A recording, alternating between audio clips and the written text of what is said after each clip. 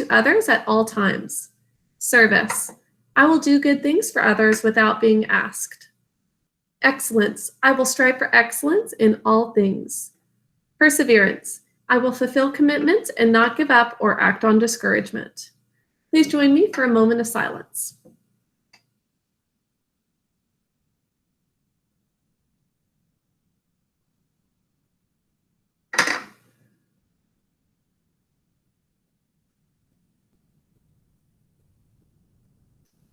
Okay, well, let's get started on our class today. Would you all take out your whiteboard and marker? And I'm going to send a little message to Rashi so she remembers to join. Can I tell my fact? Yes, Isanov. Did you know that Earth's moon is the size of Pluto? Whoa. That's amazing. And Pluto is smaller than some moons.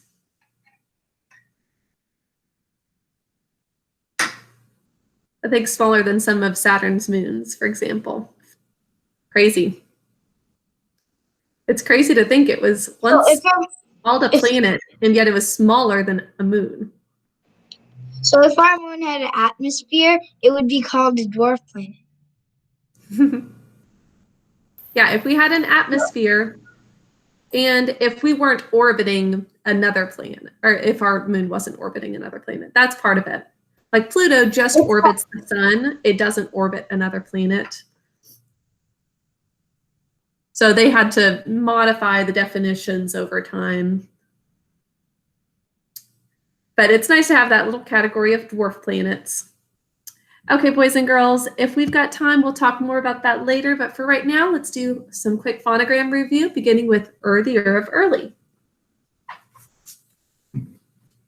The year of early.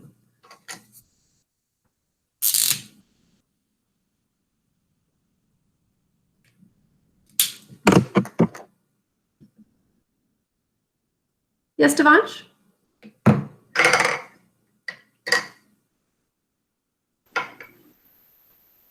So it's basically Pluto orbiting the moon.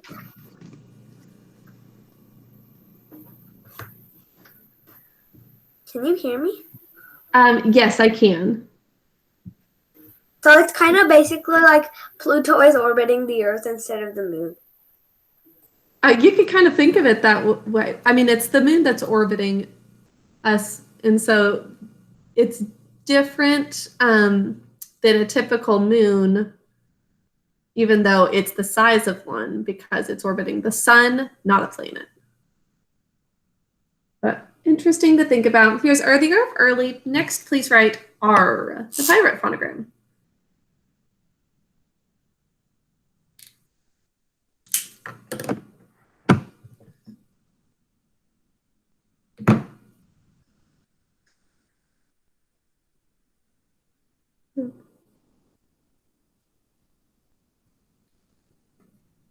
Hold it up as soon as you're done.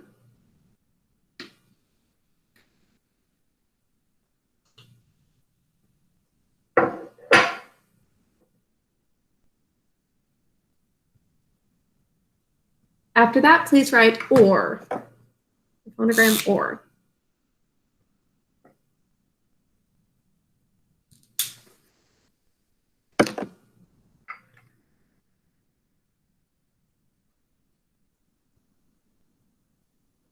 Like orbit, excellent.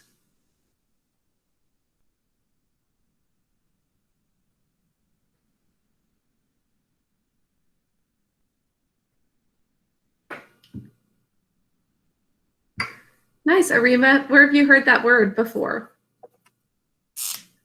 Orthodox. Like different types of Christians? Mm-hmm. Yeah. Good word choice. These were the type of Christians the Byzantines were, right? So that's a good question. It actually refers to anybody who's like very serious about their religion. Oh, okay. So they take it very seriously. So it could be used for any religion. Here's please write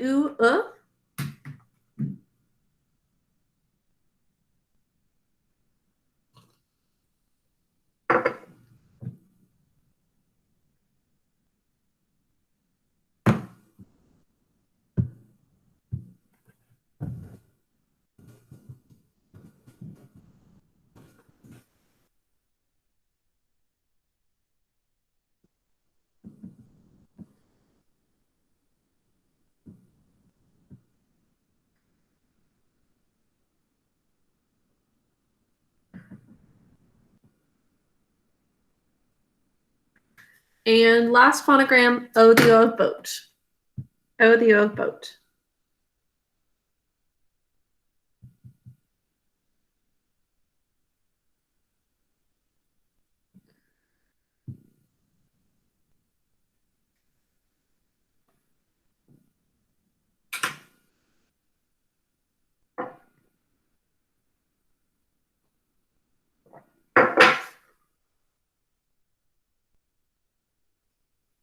Okay, that's all for the phonograms for today. Let's do some spelling words.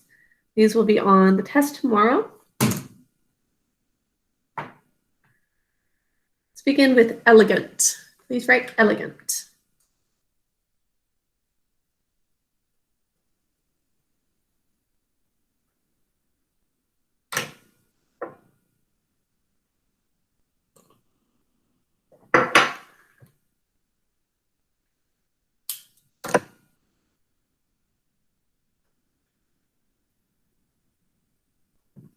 You think to spell elegant, elegant.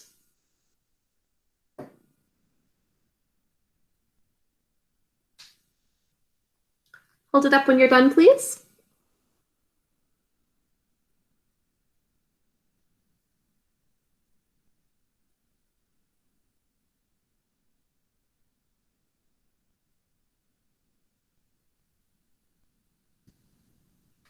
Next, please write the word patient and patience. Nice picture, Ahana. Patient and patience.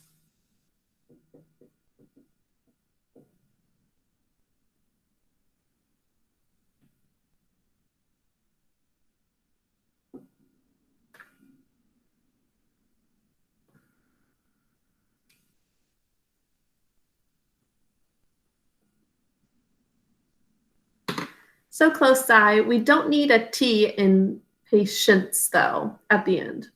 The only T is in tall letter sh. Next, please write icicle.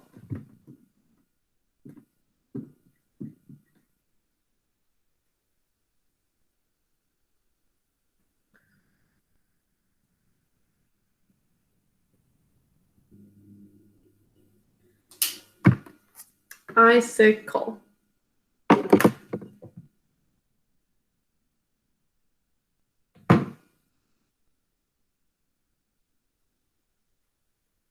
And let's just do two more, rehearse and rehearsal.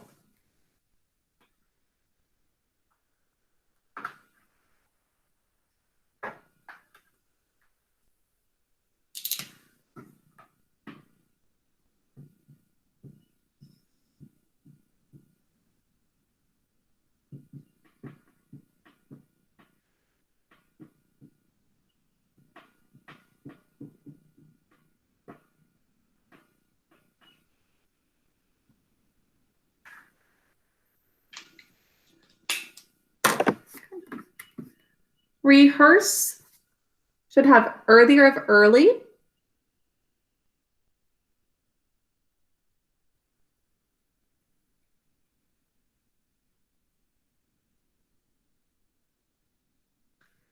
Krish, great understanding of the meaning of each of these. I like that you added that.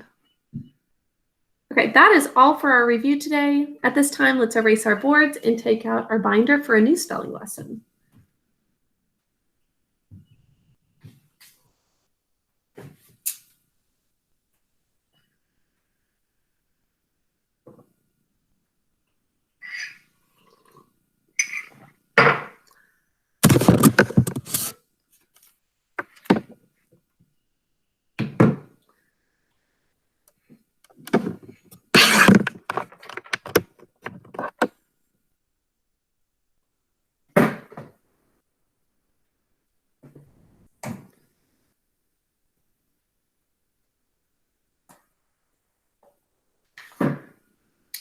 Our first word today is imagination, which comes from the base word imagine that we had yesterday. Imagination. So for imagination, we'll drop the silent final E and add a Sean with the sh, tall letter sh as part of the Sean suffix. Can you sound out imagination with me? Imagination, 5 syllables. Remember to drop that silent final E and then add a, just in an open syllable saying its name, and the Sean suffix. Pick up your pencil to write it, please. Imagination. I'm going to send another message to Rashi.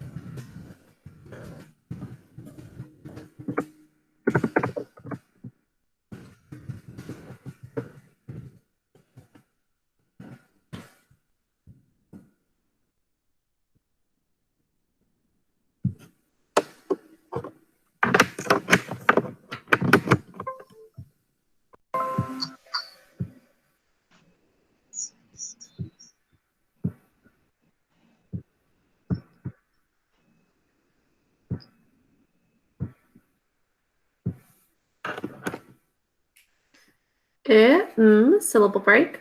Aj, syllable break. Syllable break. A, sh, a, n. Imagination.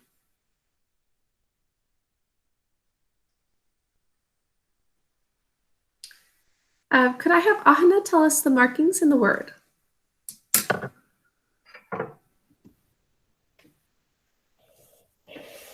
So in the fourth syllable, we will underline the A. In the fifth syllable, we will underline tall letter sh. And then we'll keep a thinking cap on the O. And then we'll write a 2. In the third syllable, we will write 2 on the G. Excellent, that's all. And with that Sean suffix, what part of speech is it? Noun is correct. Good morning, Rashi. Good morning. Sorry I was late. That's okay. We are just on the first word of our spelling lesson. Would you get your supplies out so you're ready to join? Okay, the next word for today is dependent. Would you all say dependent? The word dependent means that you rely on someone or something else. Like a baby is entirely dependent on his or her parents for food and security. You guys are all dependent on your parents as well for homes and meals. Saisanab, you shook your head. Do you think you could live on your own without your parents' help? I mean the food. You could eat your own food without your parents' help? You don't need them to cook your meals for you? No. Or buy groceries? That would be too hard. I only help Simple them. things. That's nice that some of you guys are already getting cooking experience. My mom. My mom said I can learn when I'm 10. So dependent has to do with relying on someone or something else. Could say Curdy is dependent on his songs to protect him from the goblins.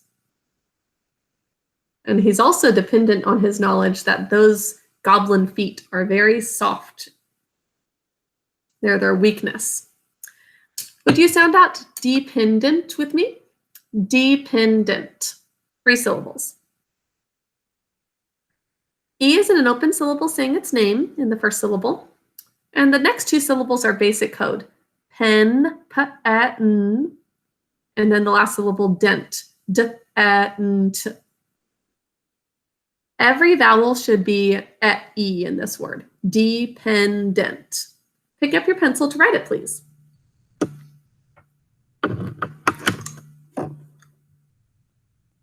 Yes, Krish? Is it next to it independent? Oh, great guess. You are correct. Now, if dependent means relying on someone or something else, what does independent mean, Krish?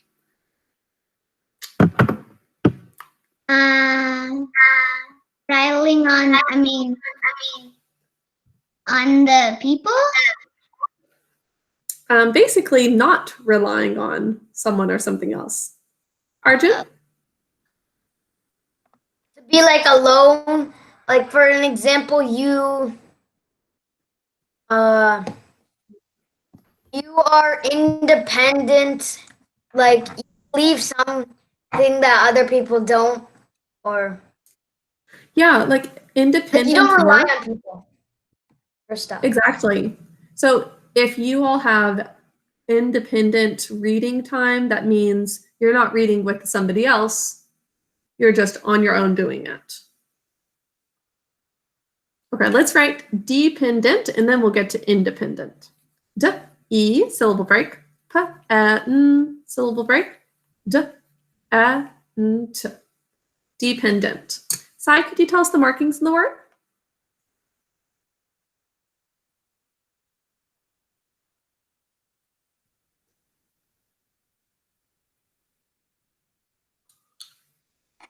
You underline the E. Excellent.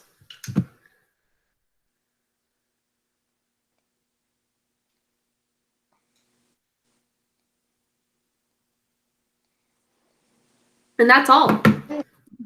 Okay. That's the only marking. Is it after independent? Is it independent? Wait, is it independently?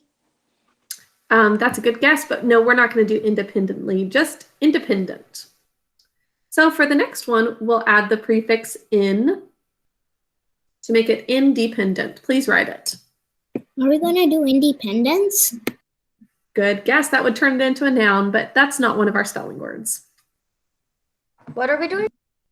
Just independent. Add the prefix in to the next word. Independent. Yes, Darshika? Can I mark the next word? This word? Yes, you may, in just a moment.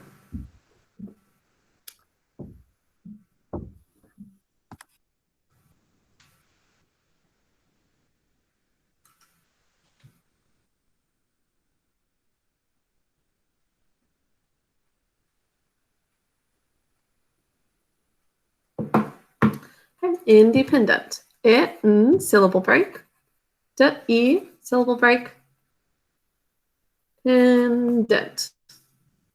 Okay, Darshika, you can tell us the markings. Mark the E. That's it. That's right. In this long word, that's the only marking. All the other syllables are basic code.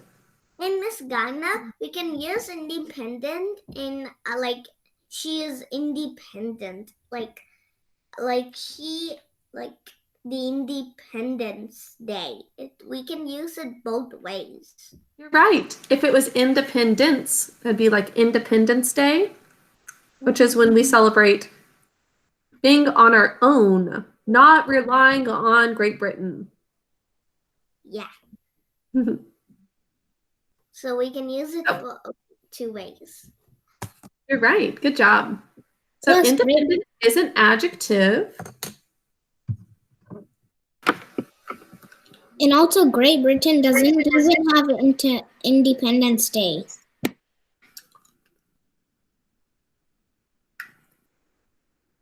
Yeah, they have not always been independent, but I don't know if they have their own Independence Day that they celebrate. You're right. Arima? 65 countries in the world celebrate their independence from Great Britain. you for sharing that. So 65 countries. Yeah, they used to be a global power, kind of like Rome. And I don't think that they have any other colonies now. They used to have a bunch of colonies, though. Where'd you learn that? I was just learning on the British Empire, like how many countries it attacked. Very interesting. I don't think I ever knew it was that many. 65 countries have to celebrate their independence from it, including us and India.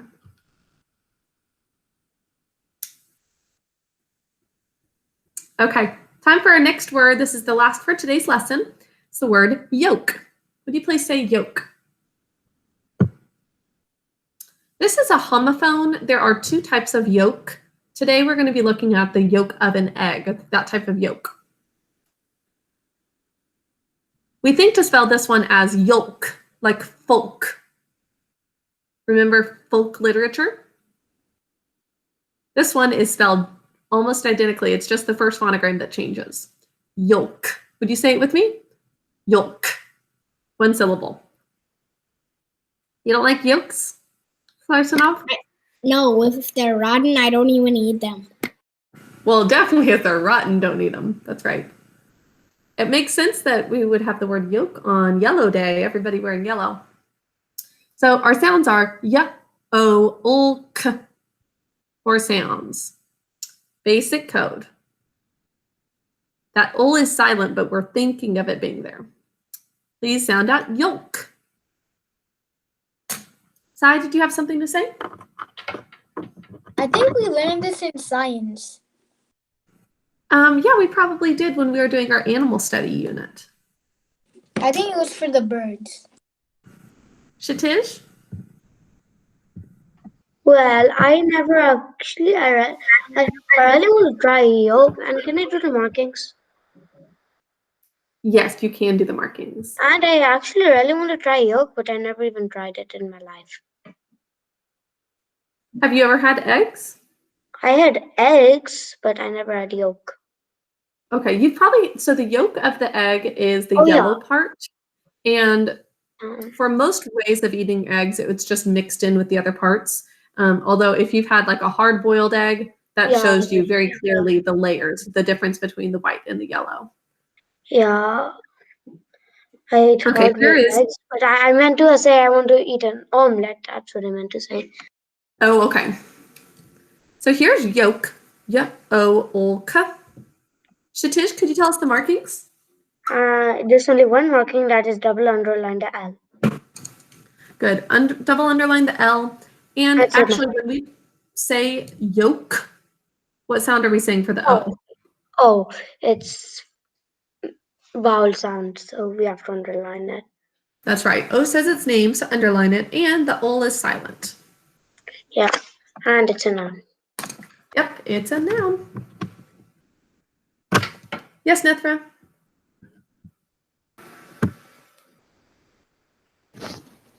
My favorite type of yolk is like when I eat a sunny side up. Ooh, those are so good.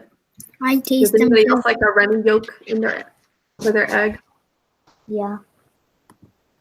I don't really eat them often, but I have tasted them. I love boiled eggs. They are my favorite. Mm. I like My scrambled brother eggs. too. But Arch does too. I You like boiled eggs? scrambled eggs.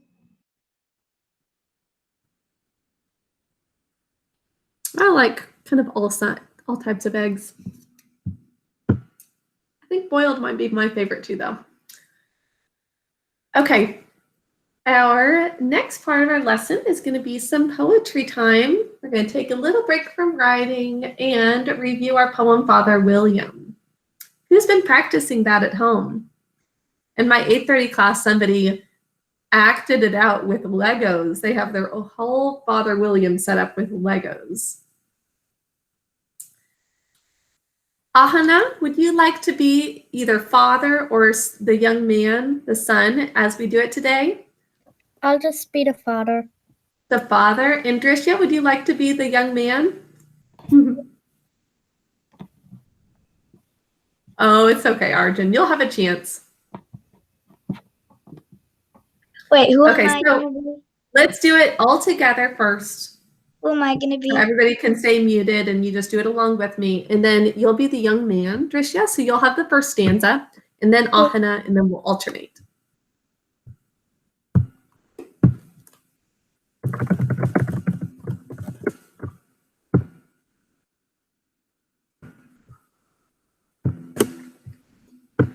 Okay, so say it along with me first. You are old, Father William, the young man said, and your hair has become very white. And yet you incessantly stand on your head. Do you think at your age it is right? In my youth, said the father, or the father replied to his son, I feared it might injure the brain. But now that I'm perfectly sure I have none, why, I do it again and again. You are old, said the youth, as I mentioned before, and have grown most uncommonly fat. Yet you turned a back somersault in at the door. Pray, what is the reason for that? In my youth, said the sage, as he shook his grey locks, I kept all my limbs very supple. By the use of this ointment, 1 shilling a box. Allow me to sell you a couple? You are old, said the youth, and your jaws are too weak for anything tougher than suet. Yet you finished the goose with the bones in the beak. Pray, how did you manage to do it? In my youth, said his father, I took to the law and argued each case with my wife. And the muscular strength that it gave to my jaw has lasted the rest of my life. You are old, said the youth. One would hardly suppose that your eye was as steady as ever. Yet you balanced an eel on the end of your nose. What made you so awfully clever? I have answered 3 questions, and that is enough, said his father. Don't give yourself airs. Do you think I can listen all day to such stuff? Be off, or I'll kick you downstairs. Father William by Lewis Carroll. Okay, are we ready to recite? Drishya and Ahana? Are you ready? Our father Yeah, and I'm son? ready. Yeah. Show great expression as you say it. You're old, Father William, the young man said. Your hair's become very white, and yet you Incessant. Incessantly? incessantly stand on your head. Do you think it is right? In my youth, Father William replied to his son, I feared it might injure the brain, but now I'm perfectly sure I've none. Why, do it again and again.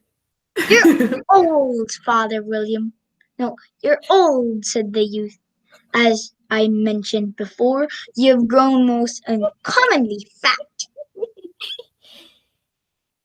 Yet you turned a back somersault in at the door. Pray, what is the reason for that? In my youth, said the sage, as he shook his grey locks, I kept my limbs very supple. By the use of this ointment, 1 shilling the box. Allow me to sell you a couple. You're old, Father William, and your jaws are too weak for anything tougher than suet. Yet you finished the goose with the bones in the beak. Pray, how did you manage to do it? In my youth, said his father, I took to the law and argued each case with my wife. And the muscular strength which he gave to my jaw has rested the rest of my life. You're old, said the youth. One would hardly suppose that your eye was as steady as ever. Yet you balanced an eel on the end of your nose. What made you so awfully clever? I've answered 3 questions. That is enough, said his father. Don't give yourself airs. Do you think I can listen all day to such stuff? Be off or I'll kick you downstairs. Great job, girls.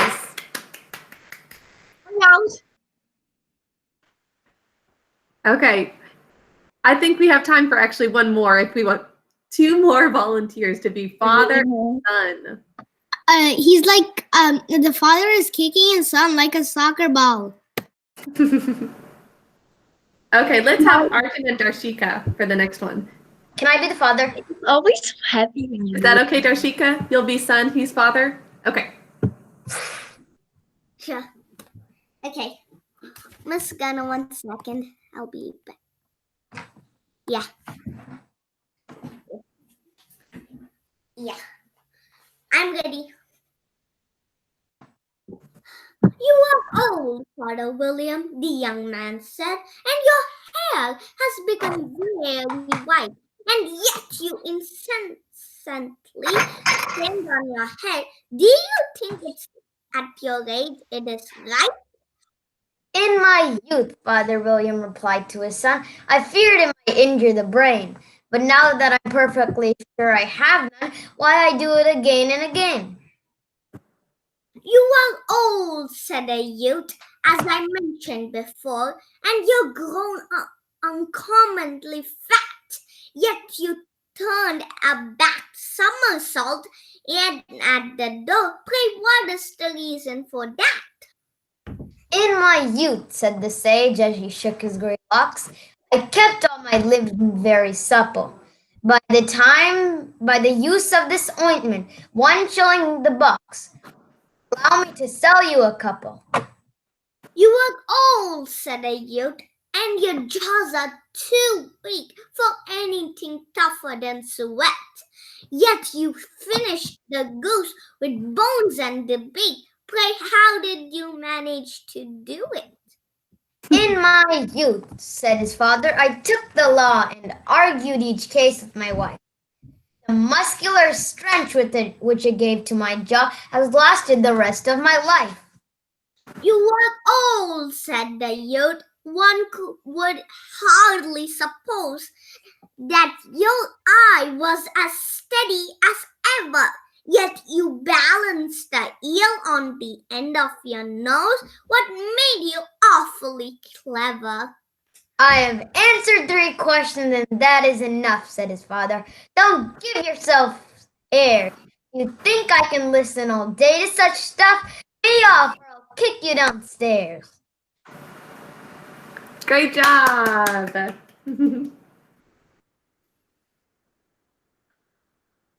Wonderful. Hopefully you guys are able to practice this at home as well, and it's becoming more and more memorized. At this point, you may be able to do it in front of your parents, so I highly encourage you to do that. And if you need to pull it up on Bright Thinker to look off of occasionally, you can do that. But definitely try to practice it in front of somebody, or if you have a brother and or sister who you could do it with it, that would be even better to have them back and forth with you. Okay, time for some cursive. We are going to finish the lowercase cursive alphabet today. We're going to have finally the last letters so that you are able to write your names completely and any word you would want as long as it's lowercase. So we have the letters F, K, and B today. Please take out your cursive things.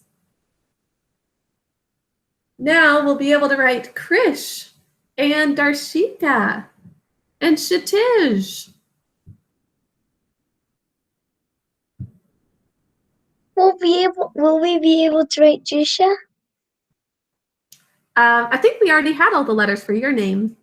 But yes, we'll be able to write anybody's name at this time. Have we learned V yet? Yes. We Okay, can write so Jusha's home. and B are the last 3 letters that we'll learn today. Remember that these letters are grouped according to the formation of the letters. So these letters all begin with a tall loop, just like the letter H and L. Can you practice that tall loop just with your fingers? Tall loop. Goes all the way up to that top baseline and straight down. The L curves, but this, all 3 from today's lesson are going to have that one that goes straight down. Actually, the B is a little different, but let's begin with F And this is another one that looks very, very different from manuscript. So it's going to take a little while probably to get used to this being the F.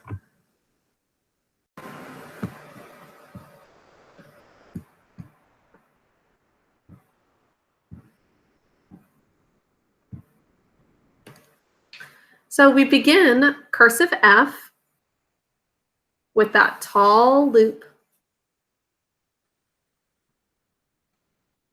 just like the letter H. So from the bottom baseline, we swoop up to the top line, curve to the left a little bit, and then go straight down, going a little past the bottom baseline, not quite as long of a tail as a G. And then we start curving to the right and make a little loop, and then come back out. So again, all the way up to that top baseline, straight down, make a little tail. It doesn't have to be as long as the G or Q. It's more like this. The loop should be bigger, not small like this actually. So straight up and then down, try to cross right at that bottom baseline and make a short tail. Practice those a few times. Nice job, Krish. And let me see your letter F.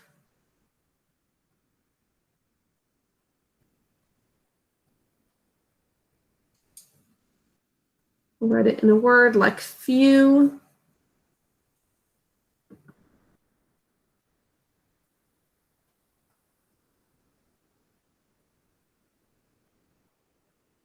Or fellow.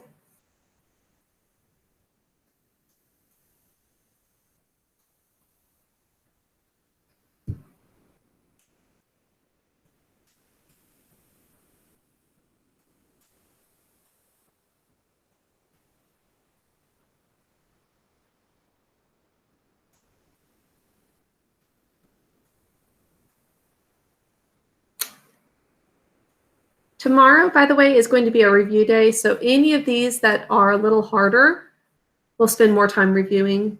And the F might be one of those that needs more practice. Great job, Arjun and Rashi. Those look wonderful. Everyone hold up your paper once you've done a few letter Fs. Yes, Trishika? Oh, beautiful. Miss Gina, like I've like practiced the F and I thought it was a little hard, but then I thought it was easy and I practiced more in the F and I got it, and now I got Great. yeah. Yeah, it just takes a little practice, but you've got beautiful penmanship, Darshika. Nice job. I think all of those are great, Devansh. Rihanna, Adarsh, could you hold your papers up so I can see what you've done so far? And Rihanna, it is so dark. Oh, she just left the meeting. I can't even see her face.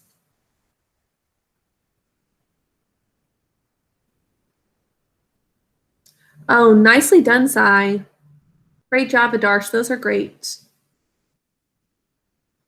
Yes, Arima? Do you have a question?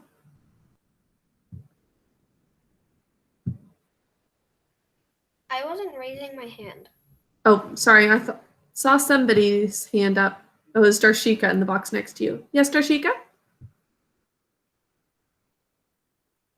No? Okay. Great job, Nethra. Okay, I think you guys are ready for the next letter. Our next letter is the letter K.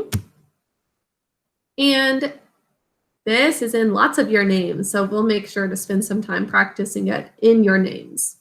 So the letter K starts with a tall loop like we've been doing. Then, just like the H, we trace it back a little ways and make a clock stroke going from about 12 to 2 on the clock. And then we start looping it back at about halfway down. Make a little loop. And then we come back out with a little tail. So tall line, tall loop, and then trace it like the H, but then we come in at about halfway between the middle dotted line and the bottom baseline. and then come back out. I kind of picture this as half of a bow. See, there's the little loop, and there's the tail, like when you're tying your shoes.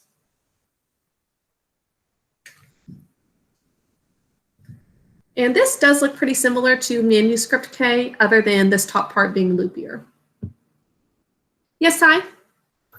The easy way I think of it is like a bit of a H and then an R. A little bit of an H and what else? An R.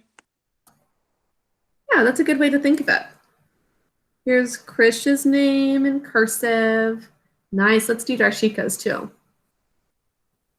The curve part for K, it kind of looks like an E. Yeah, it kind of does. There's Darshika's name. Let's do Kshitij as well.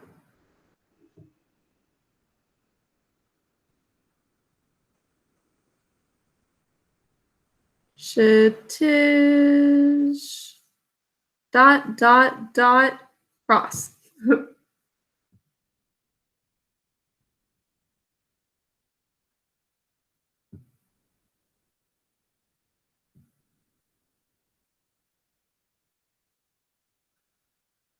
And Karthik, we could write Nethra's last name.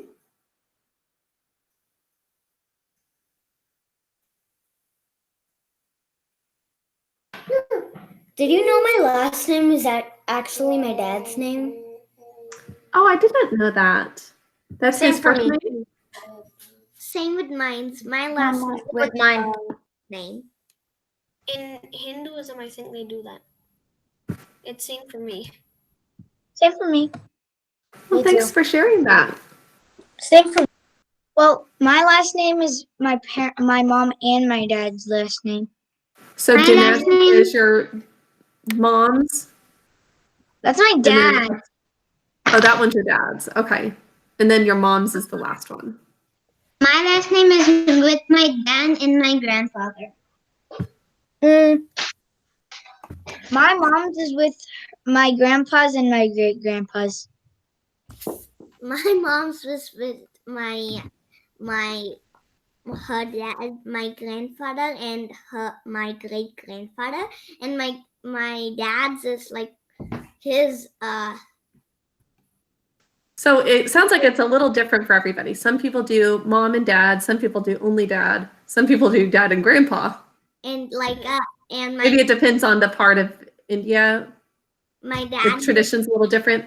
yeah, my dad's name, like this tradition I didn't know, they keep it like, the place name.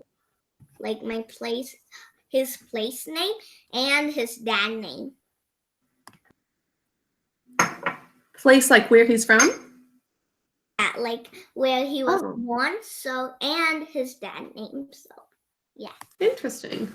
Sometimes people get confused and put my dad's last name as mine. I know Arima's middle name. same. What is it? Money. I think. Is that right, Arima? Yep. It's not the entire last middle name though. I have another part of it.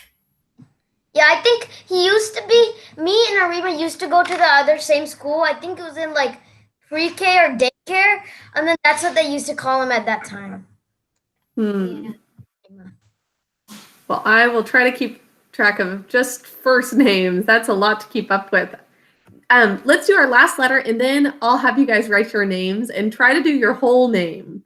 I know some of you have very, very long names, but let's go ahead and do those signatures after we're done with the letter B. Okay, so here is the letter B in cursive. We have a tall loop, and we're going to curve it, not go straight down, kind of like the L, and then keep going all the way around in the clock from 6 on the clock to 3 till about 2 or 1. Don't touch that tall loop and then come out. So it's going to stop at that middle dotted line. So we keep going around and then come out. There's the letter B. And that is the last cursive letter. That's the last lowercase cursive letter. Lowercase, yes.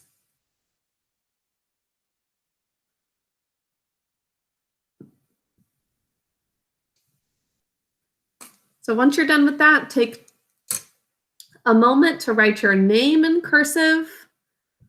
And then we will do more review tomorrow. So I know a lot of you are excited to share words that you can make, but we'll do more of that tomorrow.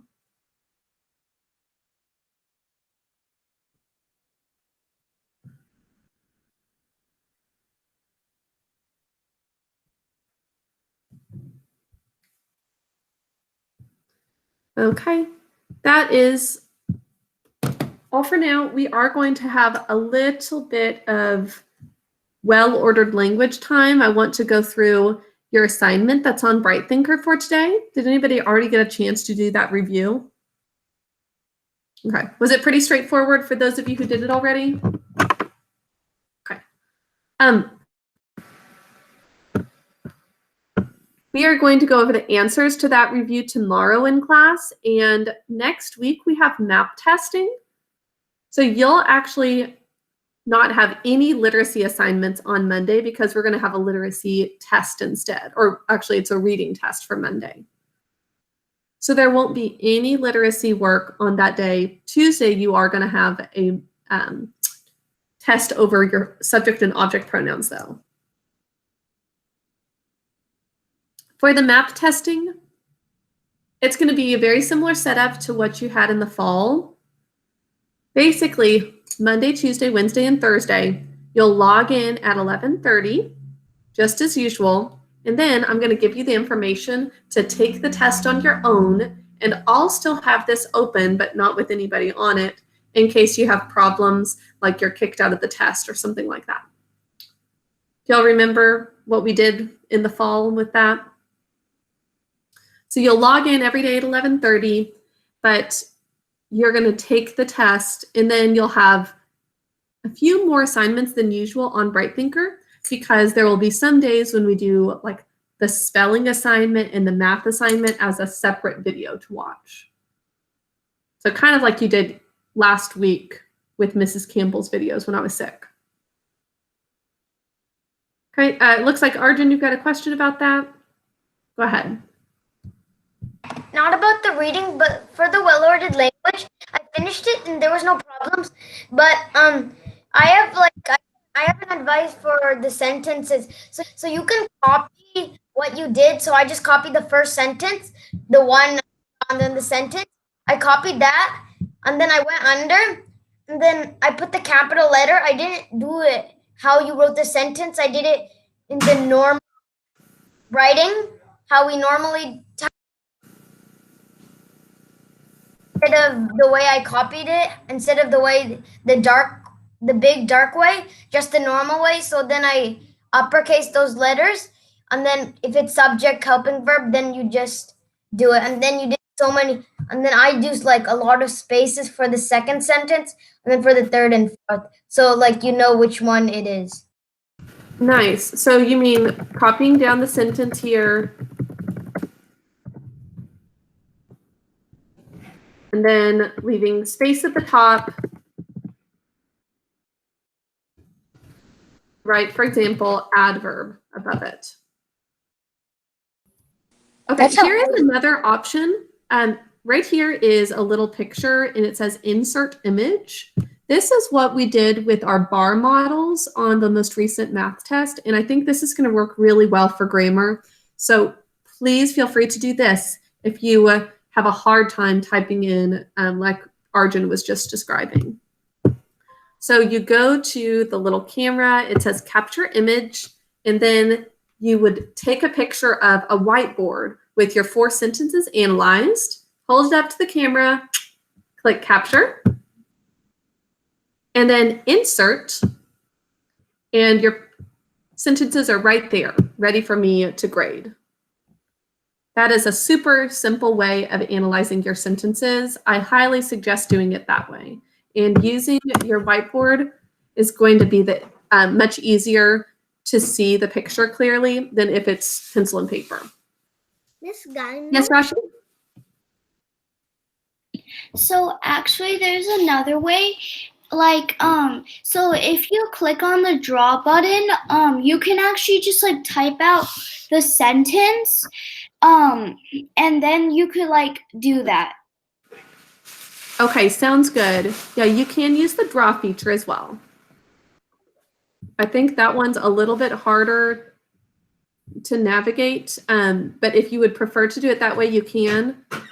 Or else, once again, clicking the picture icon and taking a picture of your whiteboard with the sentences that you analyzed. So 3 different options, whatever works best for you, you can do any of those. For the rest of the well-ordered language assignment, we've got a chart here of subject pronouns. Basically, just write them in order. I, you, he, she, it, we, you, they, just as our song would do it. Here, write a subject pronoun that agrees with the verb. Sometimes there are a few pronouns that would make sense, so just choose any of the options that would make sense. So for example, blank are performing at the orchestra concert. What is a subject pronoun that would make sense with that? Rashi? They. They works. What else, Saisanov? We. Correct. They or we, either one of those would work. Or you could also work in that sentence. So for some of these sentences, multiple pronouns will work. And you'll have the opposite of it with some of these problems where you choose the correct verb to go with a subject pronoun. So that's your well-ordered language review. Tomorrow we'll go over the answers to that, but it should grade you automatically and let you know how you did on that. Oh, actually, no, it will grade some of it automatically, but the sentences, I have to grade those. And so I'll go over the answers with you tomorrow. Miss Garner, it didn't tell me I scored yet, so I didn't know. Okay, I forgot that that was on the student side, that if there's any part of it that I have to grade, you don't get your score on it yet. Well, Miss Garner, I always like, I do it, it's same like Arjun said, but it's like I set one word, like I put like early in the top, then I enter and put all of the words. And then it makes me more easier and more clearer for me to see what words I marked. So it was easy. Okay, thanks for mentioning that. So like a vertical list of all of the words and then the part of speech that goes with it. That works well too. Okay, that's all for well-ordered language. We are going to do 2 new derivatives today. So would you take out 2 index cards? We're finishing our roots. Garner?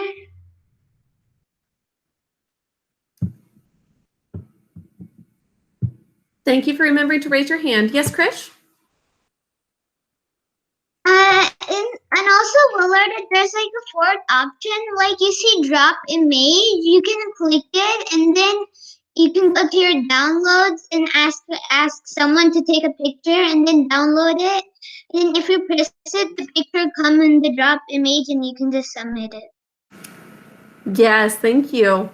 Lots of options for what would work with analyzing those sentences. So choose whichever one that works best for you. Any of the ones that we listed should work and will be clear for me to see. Okay, for roots today, we've got 2 new derivatives to go with that Latin prefix odd. Starting with the word admit. Admit. Does everybody have their index cards? Okay, as some of you are still taking it out, let's review some of the older derivatives. We did adjective. Can you show me what an adjective is according to the Latin meaning of it? Good. Throw it at a noun to modify it. It comes from that Latin word, jaccio, jacum, which means throw. We're going to do that next week. We'll have more words to go with that Latin word. We also had the word admire. What does it mean to admire something or someone? To look at with wonder and amazement. That's right. To look at with wonder or amazement, like a sunset, oh, or a rainbow.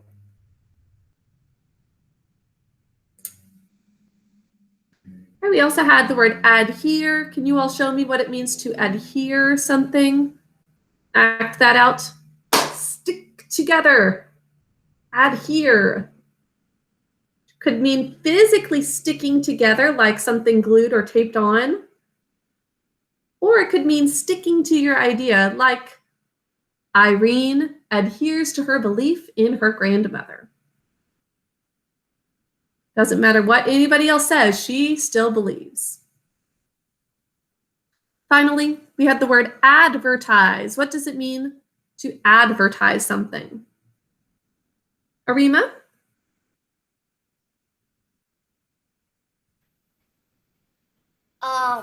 It means to like show people it means to like show people what you're offering. Yes, show people what you're offering. And it technically means turning people to what you have to offer. So the goal of a commercial, for example, is that you stop people in their tracks. They might be doing something else, but you want them to turn away from whatever they're doing and look at whatever is being sold. Okay, the last two derivatives today are admit, admonish.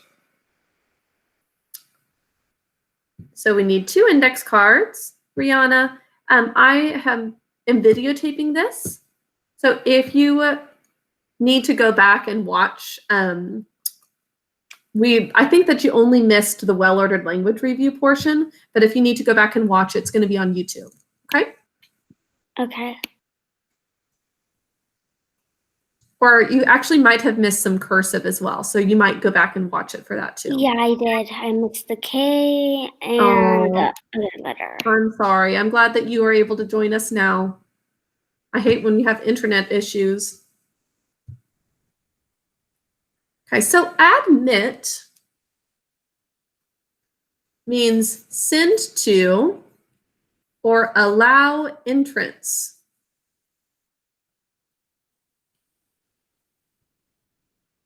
To a place or to the mind.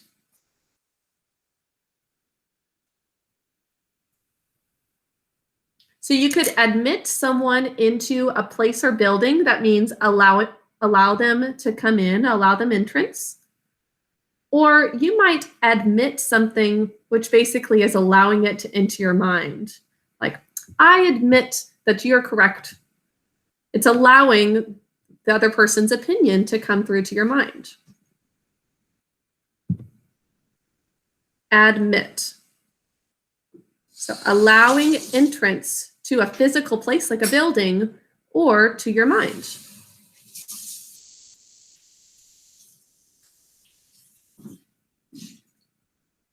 Finally, the last derivative for today is admonish, and this is also the last one for the week. So when you finish writing this card, you can staple this whole set together.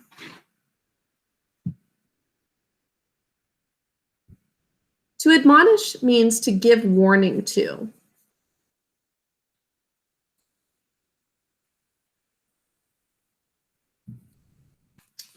To give warning to.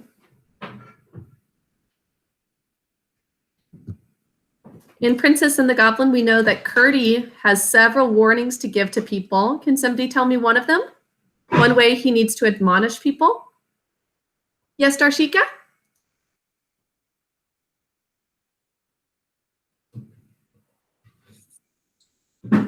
He needs to admonish the minors, and he needs to admonish the Princess Irene because she's going to be taken out. That's right. He needs to admonish the miners of the plan to flood the mines and Irene and the others at the house of the plan to kidnap her. And that's where we left off in this week's reading. Next week, we'll see whether or not the plan is successful. We're getting to the end of the book, and we're almost about to find out, is the goblin plan successful to kidnap her and make her marry Hairlip? What do you think's going to happen?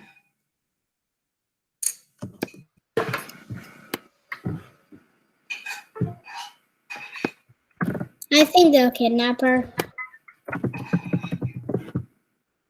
You think they'll be successful in kidnapping her?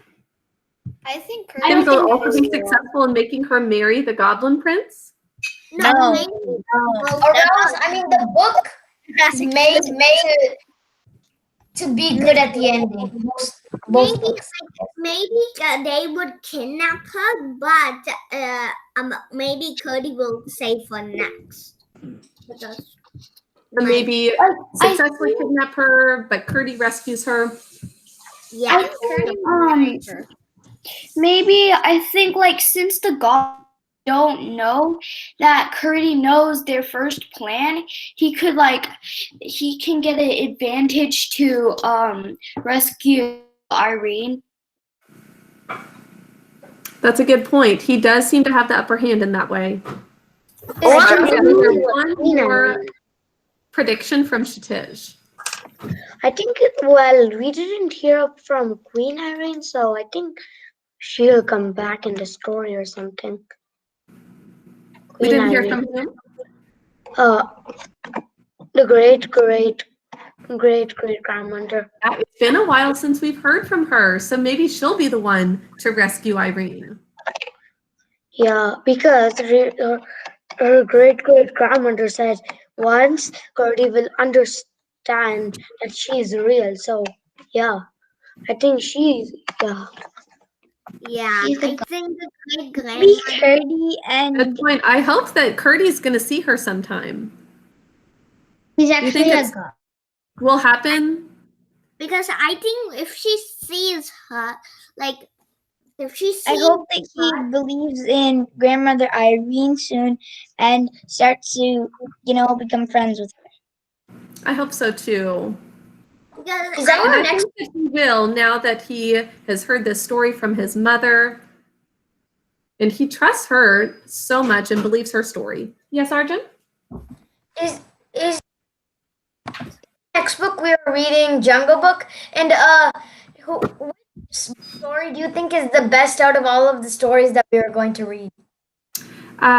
Great questions. We are going to read Farmer Boy next, which is part of the Little House in the Big Woods series. So it's a great story about hard work and explaining what it's like to be a farmer. So it goes through some of kind of going through the different seasons. I think that it takes place over one whole year. So every single season gets documented. Yeah. And so I think some of you have already read this. Hands up if you have already read this. I know some of your parents ordered the books ahead of time. I think that you'll enjoy it a lot. Jungle Book is after that. Princess and the Goblin is my personal favorite of the books we read, though. Black Beauty is my Oh first yeah, favorite. I think like Black Beauty. From Black Beauty, if you ask Black Beauty or Princess Goblin, I would say Princess Goblin has so much twists and it's more interesting. So I would say Princess Goblin is I'm my best. I'm pretty Both sure of them have a lot Rob of would love lessons.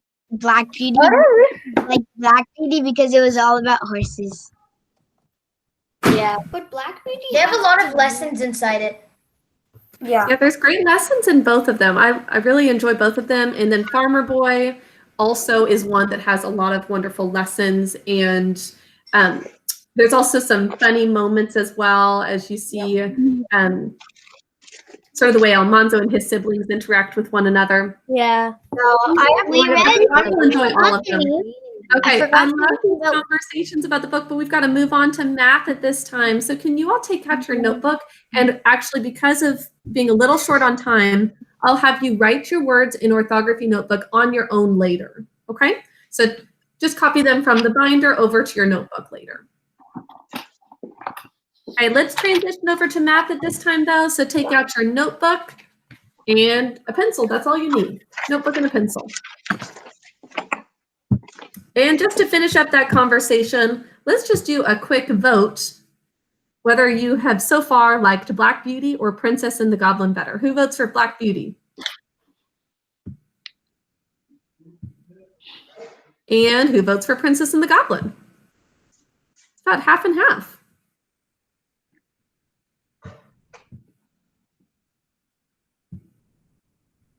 Okay, well, let's get started on our math lesson for today. We have some harder word problems for you because I know yesterday's lesson was too easy. Right, you guys are ready for a challenge, and today we're going to get to that challenge, some two-step problems. We're continuing to look at just multiplication bar models, not division, just multiplication. But with these two-step problems, you'll occasionally have some steps where you add. So a little bit of adding and multiplying in the problems for today. Before we take any notes, I'll have you just follow along with some examples in the textbook. But get your supplies out so that you're ready for note-taking when we're done.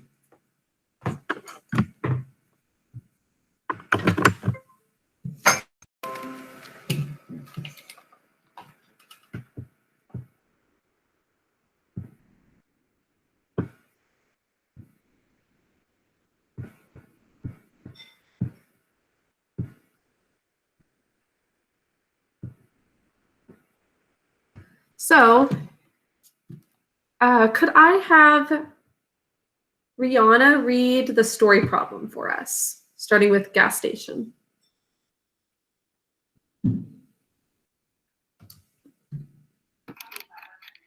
Gas station A sells 273 gallons of gas in the morning. On the same morning, gas station B sells double the amount of gas that gas station A sells. Okay, and then the two questions, A and B. Could you read that as well? Question A is, how many gallons of gas does gas station B sell? And question B is, how many gallons of gas do they sell in all? Thank you, Rihanna. So we've got two gas stations here. It says gas station B sells double the amount of gas that gas station A sells. And on the side, there's a little note that says double means 2 times. It's exactly the same as if you said 2 times or twice as many, twice as much.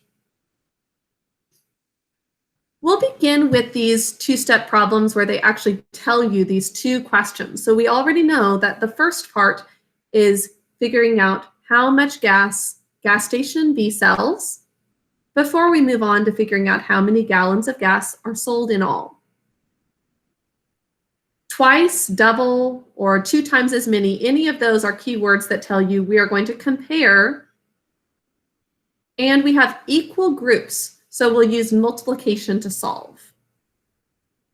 Gas station A has 1 unit of 273 gallons. That's how much they sell. Whereas gas station B has double. This is a perfect bar model to represent that information. We're comparing 2 things, station A and station B. Station B has twice as much. Now, how would we solve for how much gas station A sells? Can somebody tell me the way that we would figure that information out? Krish? So we have the gas station A has 1 unit, and then gas station B has 2 units. And it also says gas station B has double the gallon of station A. So we have to multiply 2 times 273. Yeah, perfect. We'll multiply it by 2 since it's double. And they've already done it for us, so we'll just skip over the math of it for this problem. Add. Yes, you're right. We also could add 273 plus 273 and get the same answer. Either way, we would get an answer 546 for gas station B. Now that we have that information, we actually don't have to create another bar model. We can just put a bracket along the side to show how much they sell in all. Whenever possible, we'll do it this way, where we only draw one model. We don't need to make it more complicated. We can just draw this one model to show the information for both questions. How would we figure out the total of gas station A and B? Adarsh? Yeah? How would we solve for the total amount that gas station A and B sold? So 273 times 2. Well, if we multiply 273 times 2, that just tells us how much gas station B sells. We're trying to figure out how much they sold altogether, both gas stations. 546. So 546 is the amount that gas station B sold. Gas station A sold 273. How do we solve for what they sold altogether? I don't get what you're saying. Can you make a mental picture of two different gas stations Okay. or stores? You know, store A sold this amount, store B sold this amount. To solve for how much they sold altogether, we add. We're going to add these two amounts to see how much it is altogether. Does that make sense? Yeah.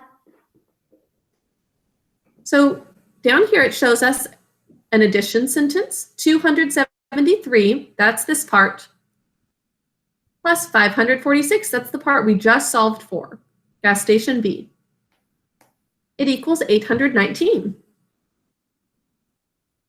Now we also could use multiplication to solve it though.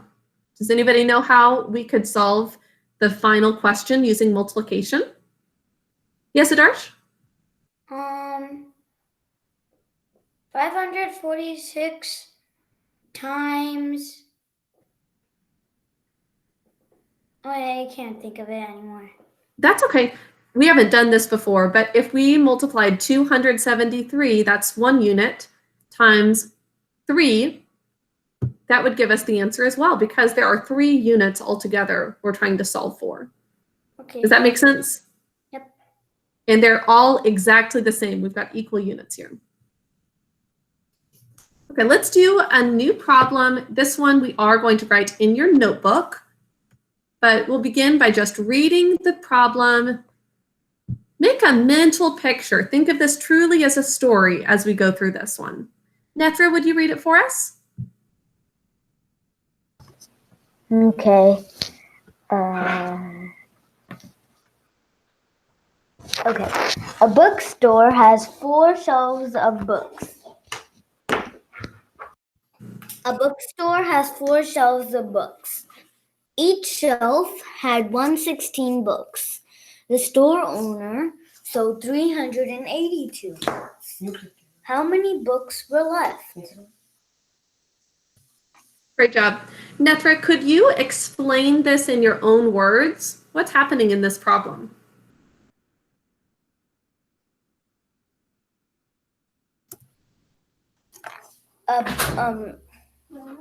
So in a bookstore, there are 4 shelves of books, and each shelf had 116 books. But the store owner took away 382 books. So Class, we need to know.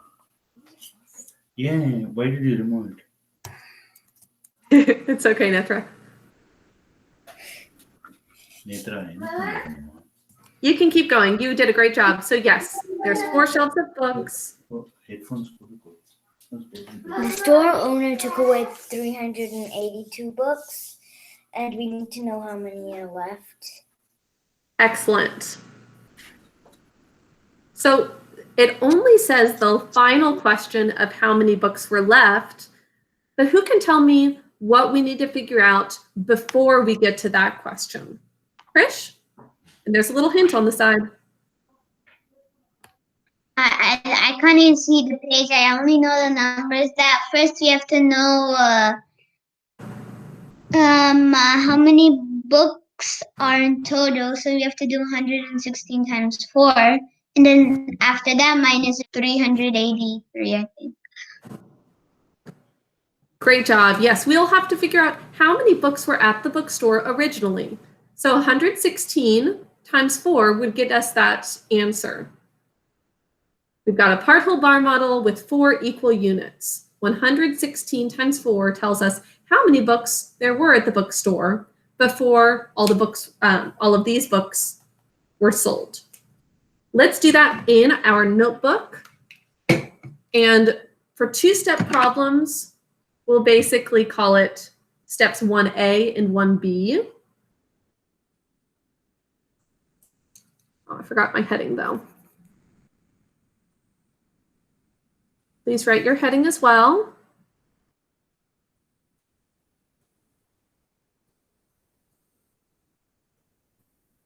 This is lesson 9.2. We'll spend more time on this exact same lesson tomorrow as well.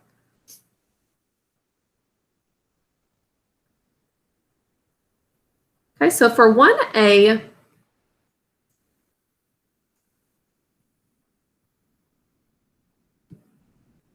we'll draw a bar model. And before we even solve, we want an answer sentence for the first part. That helps us to figure out what we're trying to solve for. Devansh, can you think of an answer sentence for this part of the story problem?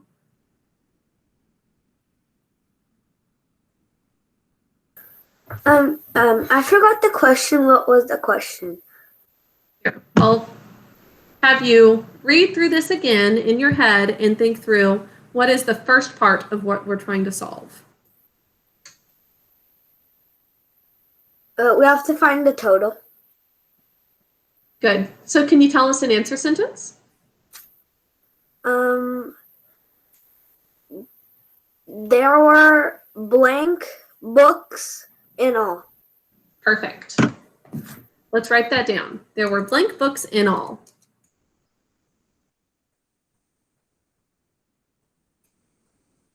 And I like that we use the past tense were, because we know that some books were sold. So we're talking right now about how many books there were to begin with in all. Okay, and remember that we have 4 shelves. Each shelf had 116 books on it.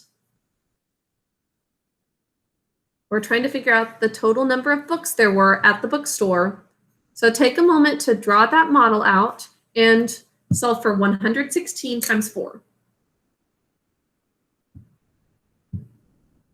Adarsh, it looks like your camera has been turned off. If you can hear me, would you please turn it back on? Thank you.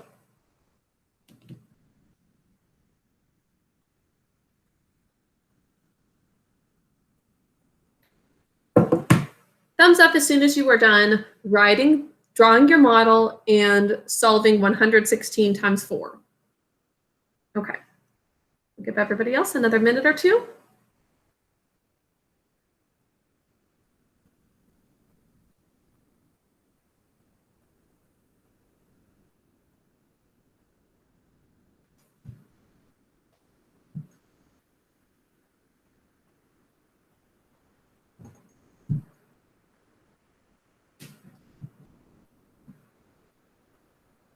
Sai, could you share your answer?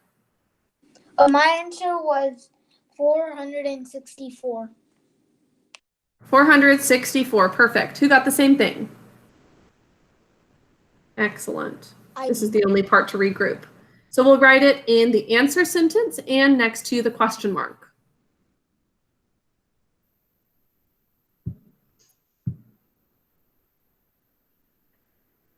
Shatish, that looks great. Okay, now that we've solved for this, we can solve for the final question.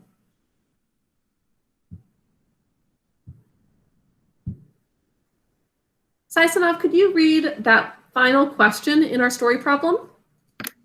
How the owners, we should see how many books were left. So we Excellent. do 464 minus 116. Correct. We are going to subtract the books that were sold from the total books that were left.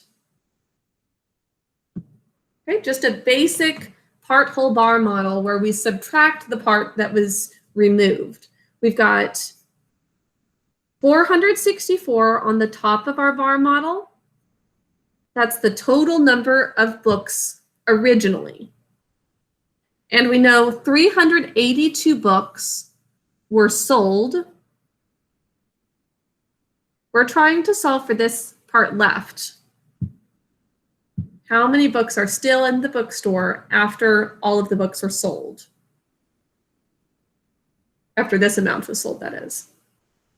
And as Saisanov already said, we subtract to find that information because we had an amount that was taken away or removed. Also, this visual helps us to see that subtracting this from our total gives us the amount that's left over. So take a moment to draw the model and solve for the amount of books that are left.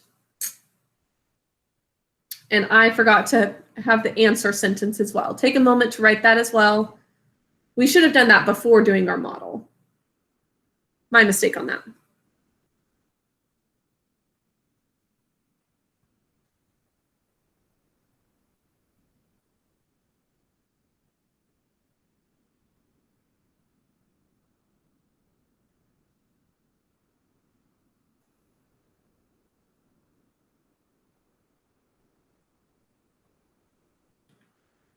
Thumbs up when you are done solving for the amount of books that are left and writing your answer sentence.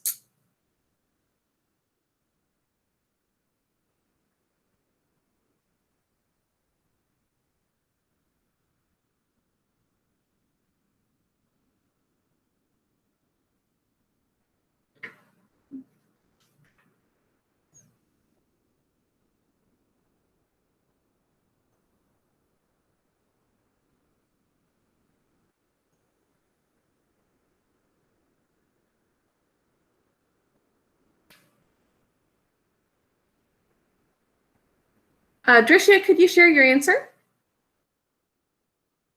I got 298. I'm sorry, that's incorrect. Let's go through it, starting with the ones place. Can you walk me through how to solve this? Okay. So you can't, okay, sorry. So, okay, I thought you had to regroup. Sorry, I forgot that you don't have, oh. That's okay. So remember, we start with the ones place. Can you subtract 1 minus 2? I thought it was 464 minus 166. Okay. Well, let's correct it now. Just walk through the steps for me. Okay. So 4 minus 2 is 2. 6, 8, you can't do that, so you regroup. And so 4 becomes 3, and then you add a 1 next to the 6. 16 minus 8 is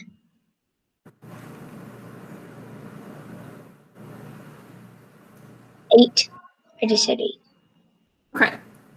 Correct. So your question mark equals 82. And what's the answer sentence that you wrote, Dricia? There are blank books left. There are blank, which we're going to fill with 82 books left. Very nice.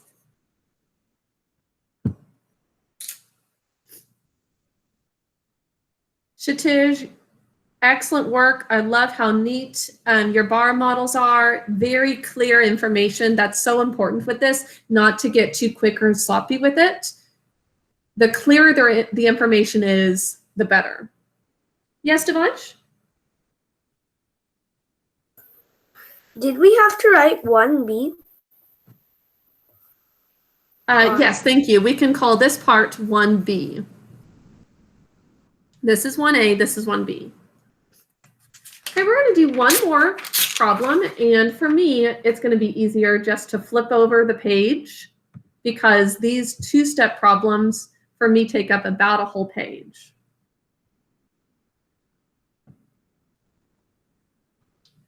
Okay, Devansh, would you please read the next story problem? Randy has some oranges and apples. He puts 2 oranges and 3 apples into each box. He has a total of 6 boxes of fruit. How many pieces of fruit does Randy have in all? Excellent. We've got a final question that we can't quite answer yet. Who can tell me what we need to solve first before we figure out how many pieces of fruit he has in all?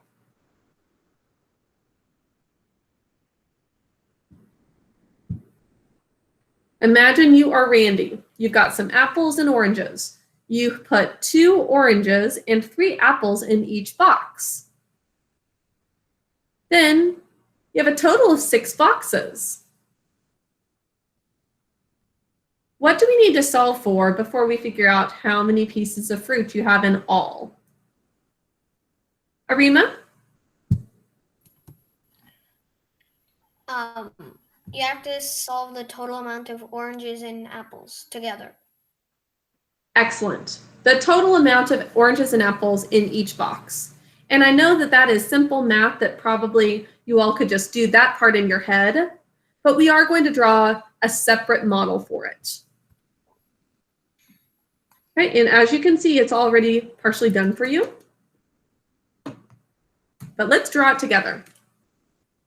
And before we begin the model, let's do an answer sentence.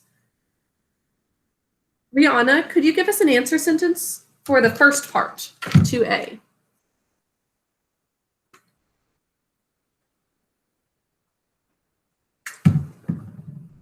Oh no, I hate when that happens. Sai, could you give me an answer sentence instead? Oh, here she is actually. I'll get you, I'll get your help for the next part of it, Sai. Rihanna, can you tell me an answer sentence for the first part of the problem?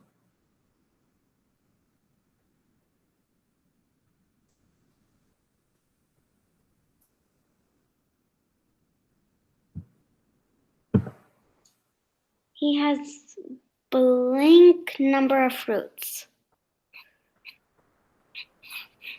And it's not in all yet. What are we trying to solve for? Not the number of fruits he has altogether. It's just in one box.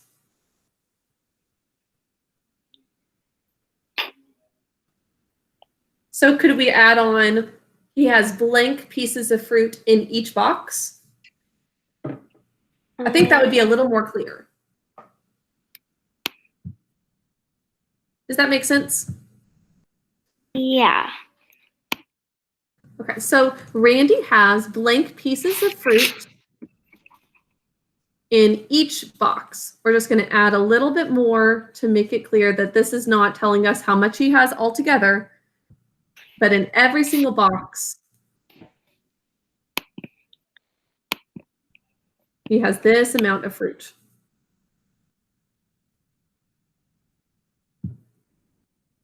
And what would the model look like to represent this information? He has 2 oranges and 3 apples in each box. What does the model look like for that? Sai, could you tell me?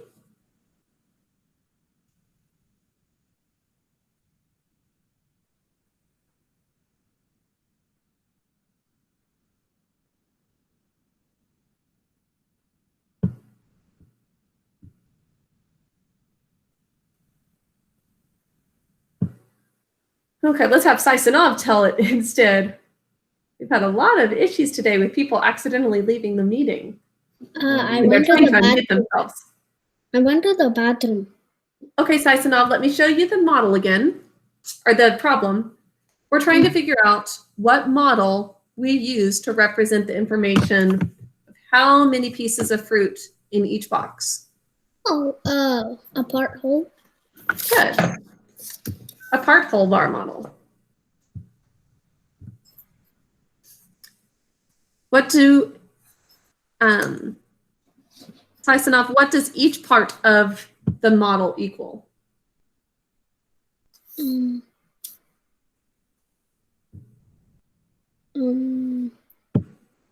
I see that question again?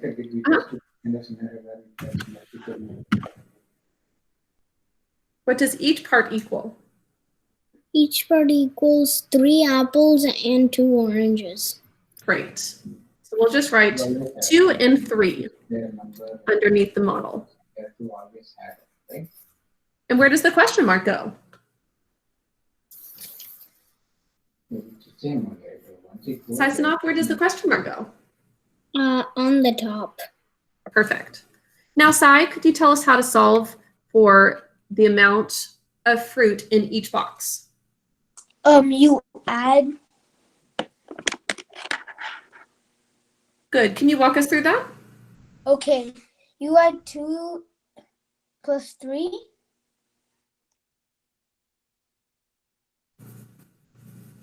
To get an answer of? 5. Yeah. Once again, I know this is simple math that you all could probably do in your head, but it is good to have a visual of what's happening in each of these steps. So the 5 tells us how many pieces of fruit are in each box. Now that we have that information, can we solve for the final question?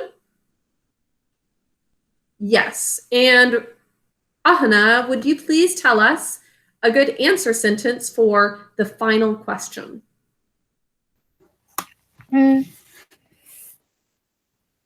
So, which one should we do? Number 2? It's 2B, basically. And here's our final question. How many pieces of fruit does Randy have in all? Randy has dash pieces of fruit. Excellent. All. In all, good. Before it was in each box. Now it's in all. Randy has blank pieces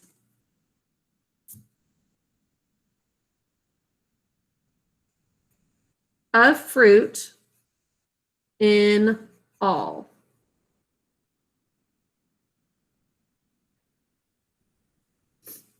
Adarsh, can you unmute yourself?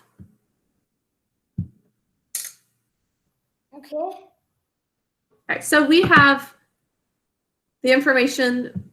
He's got 6 boxes of fruit, and each box has 5 pieces of fruit. What kind of model is going to show the information for this problem, for this step?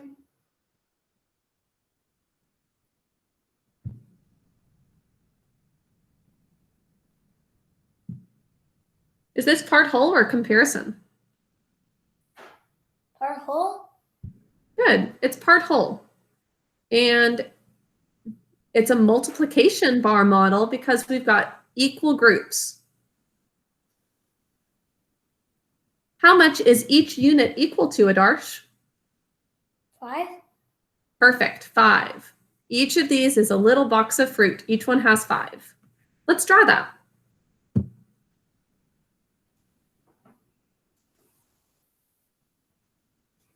Miss Garner, could you move it down? Yes, definitely. So 1, 2, 3, 4, 5. We've got 6 equal units here. Each unit, as Adarsh said, is equal to 5. And our question mark goes on the top.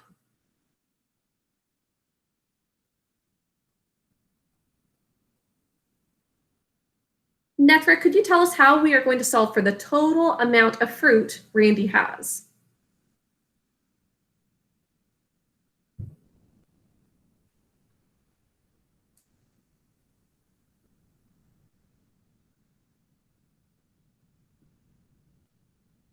Nethra, could you tell us how we'll solve for the total amount at the top?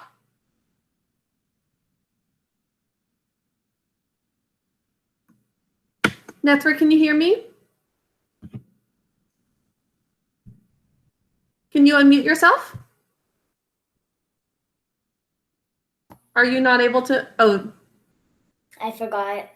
that's okay. 6 times 5. Perfect. And what's the answer? 30. Great. Nethra, could you also tell us where we write this answer? We write an equal sign next to the question mark and put 30. Perfect. We write 30 in blank of our answer sentence. Great job.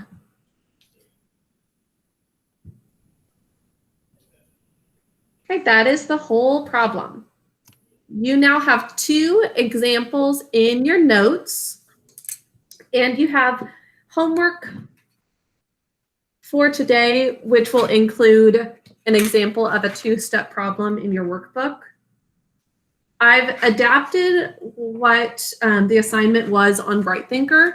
Originally, it said pages 162 to 164, but I've changed it to just stopping at 163. So if you did the extra one, you are just a little ahead on tomorrow's.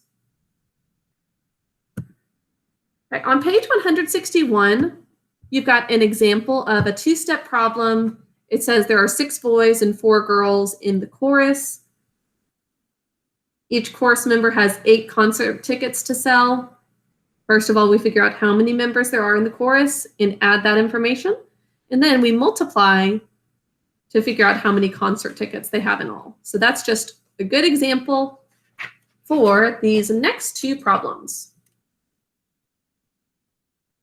On page 162, we've got a problem that says a school cafeteria sells 88 cartons of milk in a month. It sells 4 times as many bottles of water. 4 times as many, those are keywords. What does that tell you you're going to use as a bar model? Krish? This is a comparison. Yes, perfect. What are we comparing?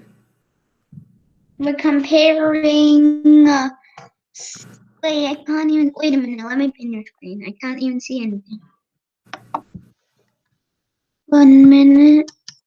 We're comparing the school cafeteria sells 80. School cafeteria 8.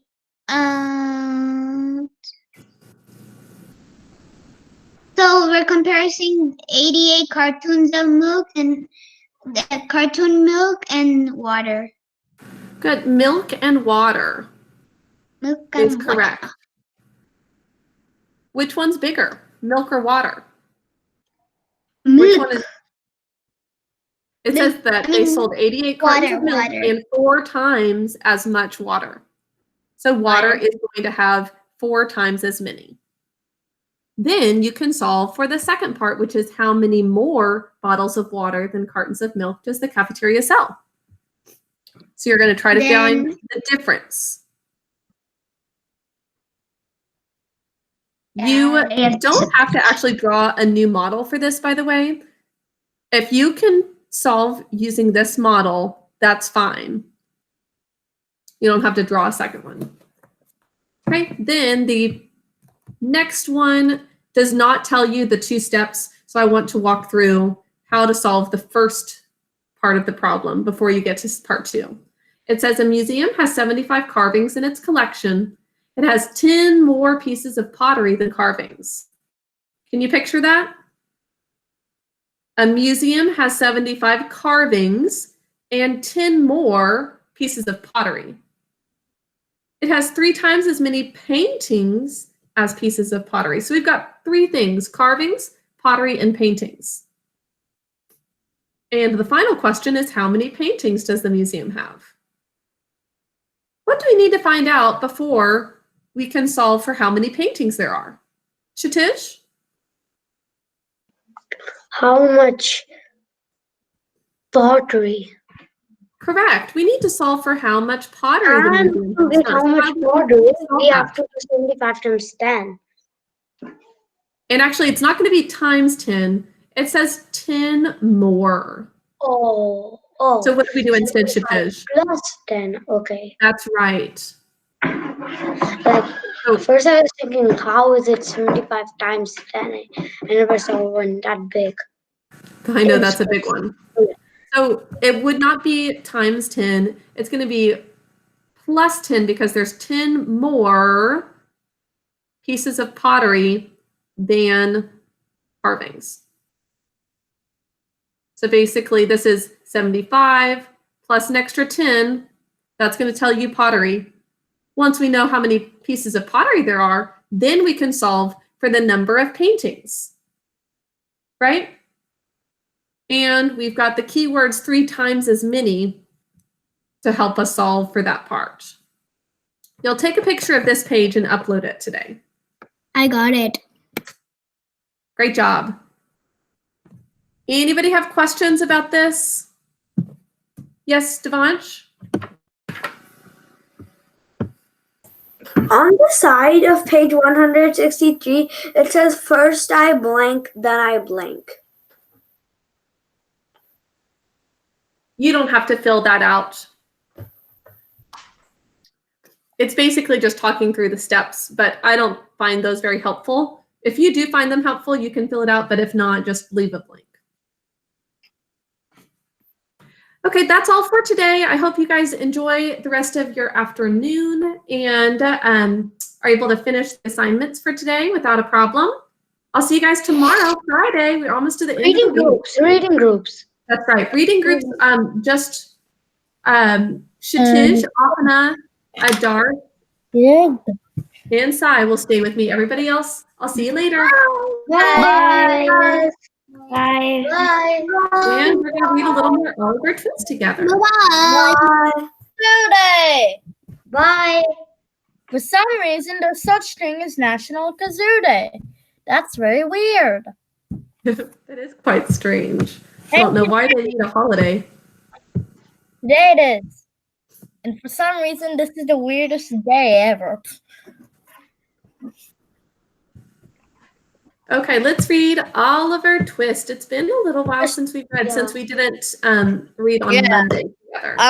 I'm so off track. We're about to start chapter 5. Remember that Oliver meets some new friends, although it's questionable whether he should be friends with these people. Yes, What are they? No, Finnegan and his gang. Fagin, Uh-huh. Fagin and the Artful Dodger. The Dodger is the one who's also a kid like Oliver, and Fagin is the grown-up who kind of leads them in pickpocketing. They steal things. Pickpocketing. That's basically their job. Oh, God. That's Oh, what we're it still is. recording the meeting. India's not Okay, thank you, Sai. I'll stop recording now. India